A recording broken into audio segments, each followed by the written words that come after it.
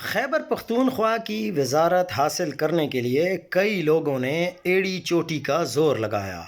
کچھ ایسے بھی تھے جو وزیر اعلیٰ سہیل آفریدی کے قریب رہ کر انہیں طرح طرح کے وعدوں اور خوابوں میں الجھاتے رہے۔ وہ سمجھتے تھے کہ سہیل آفریدی ایک ایسے شخص ہیں جو آسانی سے کسی کی باتوں میں آ جائیں گے، مگر ان لوگوں نے یہ بہت بڑی بھول کی کہ انہوں نے سہیل آفریدی کو روایتی سیاستدان سمجھ لیا۔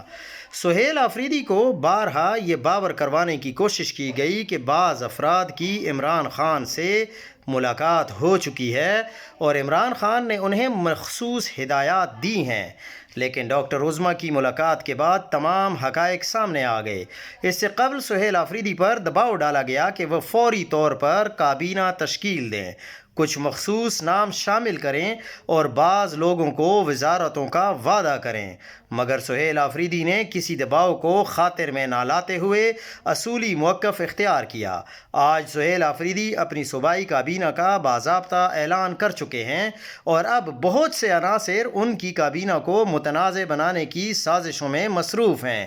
اطلاعات کے مطابق ان کے خلاف باقاعدہ ایک سوشل میڈیا ٹیم ہائر کی گئی جو ان کی شبیہ کو مسخ کرنے کی مہم چلا رہی ہے، لیکن سہیل آفریدی نے جس عزم اور حوصلے کے ساتھ فیصلہ کیا کہ عمران خان کی مشاورت کے بغیر میں کوئی قدم نہیں اٹھاؤں گا، اس نے بہت سے روایتی اسٹیبلشمنٹ کے تابع سیاستدانوں کو ناراض کر دیا ہے۔ سہیل آفریدی اپنی اصولی جنگ جیت چکے ہیں۔